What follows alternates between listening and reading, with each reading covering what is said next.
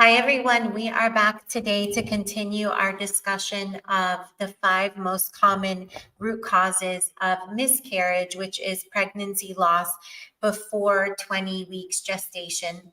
And we were planning to move on to the 3rd most common root cause of pregnancy loss today, which has to do with the immune system of the mama and sometimes how the immune system of the mama can interact with the developing fetus and or with the sperm of the partner or person providing sperm for the pregnancy. But before we move into that root cause of miscarriage, I want to go back to the 2nd root cause and dive a little deeper into this. So we talked about the 2nd leading cause of miscarriage being hormonal imbalances. And I gave you a list of 5 very important tests to request from your OB as soon as you get your positive pregnancy test, as well as 2 bonus tests. If you missed this, go back to the previous live that we did. And on Instagram, there's also another reel with the Cliff Notes that has those 5 labs to request plus the 2 bonus labs. In that live, we talked about what you do once you're already pregnant. So as soon as you get your positive pregnancy test, because early detection of hormonal imbalances in pregnancy is key to preventing hormone-related pregnancy losses. Not all miscarriages will be preventable through early detection because sometimes the lack of change in hormones is an indication that the pregnancy is not progressing in a healthy manner or as it should be in order to be viable. However, if it is preventable through hormone supplementation, it will be critical to catch early. So that's why I recommend that as soon as you get your positive pregnancy test, you request these labs. But let's talk about before you get pregnant in the first place. If you are somebody who has low progesterone, or maybe you don't know that you have low progesterone, but you can see that your cycles are a little bit short or maybe very short, and specifically that your luteal phase is short, which is the time after ovulation occurs. Okay, so it's the 2nd half of the cycle that we're talking about. If you are somebody who notices that you have a shorter cycle, so a healthy cycle is between 21 and 35 days long. 21 is a little bit on the shorter side.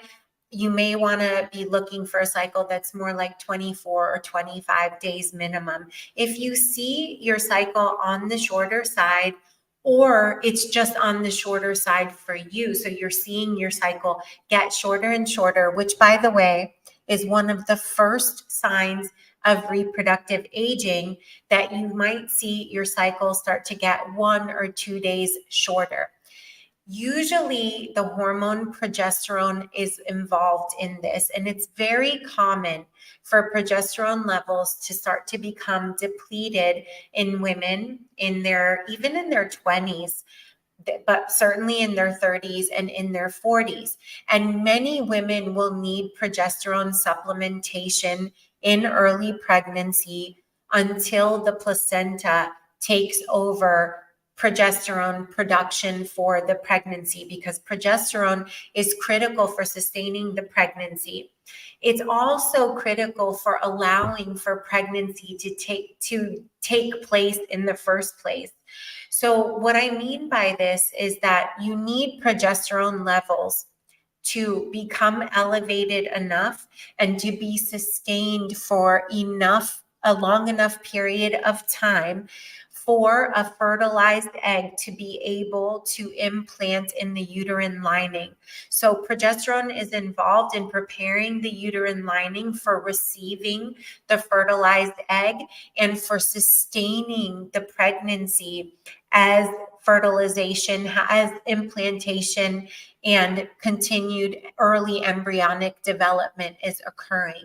So if you're somebody who has low progesterone levels, or maybe you don't know that your progesterone levels are low, or not sustained for long enough, but you know that your luteal phase is short or your cycle overall is short, then I recommend that you look closely at your progesterone to make sure that you have the kind of progesterone levels you need in order to be able to get pregnant and stay pregnant. You want to be able to receive the fertilized egg in the uterine lining and to be able to sustain the pregnancy. So the way that you do this is by testing your progesterone levels.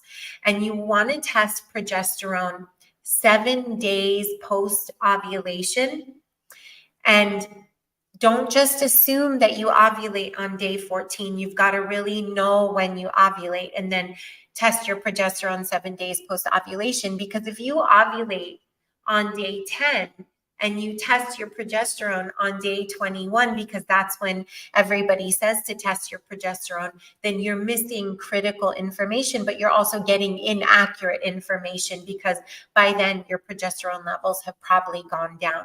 Now, the good news is that we have access to incredible hormone testing at home like never before. We live in this incredible time. So if you're primestering with us, then you know how to collect your body's data or your biomarkers, and you have this broken down to an exact science for you. If you're not primestering with us, a good place to start is to look for at-home progesterone testing, and then you can start to test day by day once you've ovulated so that you can see what day is your progesterone peaking, if it's peaking at all, and how many days is your progesterone staying elevated, because you need it to peak and you also need it to be sustained for the right period of time in order to be able to sustain a pregnancy. If progesterone is not peaking or is dropping too quickly or too suddenly, it's possible that your egg is being fertilized, or that there's a fertilized egg, but pregnancy is never allowed to occur. So it might be that you get an early positive pregnancy test, but then you start your period right away, or you're pretty sure you have symptoms of a fertilized egg. Maybe you have a temperature change, but then you never get the positive pregnancy test.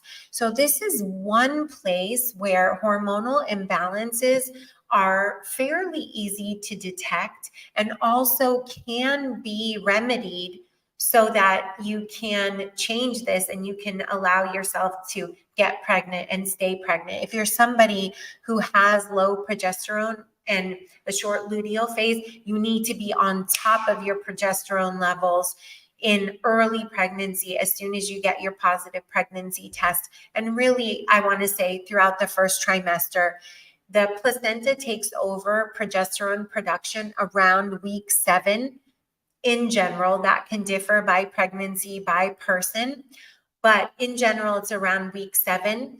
And so most doctors will start to taper you off of progesterone, maybe week 9, maybe week 12, maybe week 13, maybe week 15. You have to do this with your doctor. And I don't recommend an abrupt discontinuing of progesterone, but more of a weaning off. But again, that's something that you need to talk with your doctor about, and do this on an individual basis with your doctor's very close and careful guidance.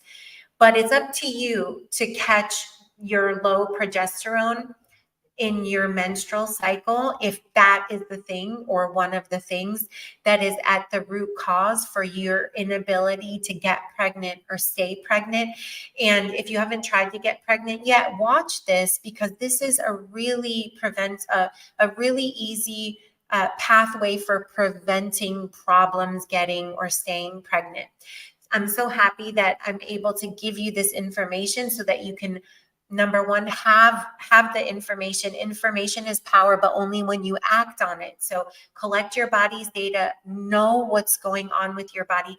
Nobody is going to obsess over the details of your body the way that you will, maybe with the exception of me. If you're primestering, you know I've obsessed over every detail for you. But it's your responsibility to understand what's happening with your body, because no one will go and search for these answers for you. So understand, put this information to use, and may it bless you and your family. Bless you and your beautiful family. I will be back to see you tomorrow, and we're going to dive into the third leading root cause of miscarriage, which is pregnancy loss before 20 weeks. And we're specifically going to be talking about immune factors, and that includes autoimmune conditions, incompatibilities between egg and sperm, incompatibilities between the mother and the fetus. All of these things are part of the immune factors that we're going to be talking about over the next couple of days. So I'll be back to start this conversation with you tomorrow. We'll take a couple of days to have the conversation, so we break it down into bite-sized pieces. I'm sending you warmest wishes and sprinkling super baby dust in your direction. I will see you tomorrow.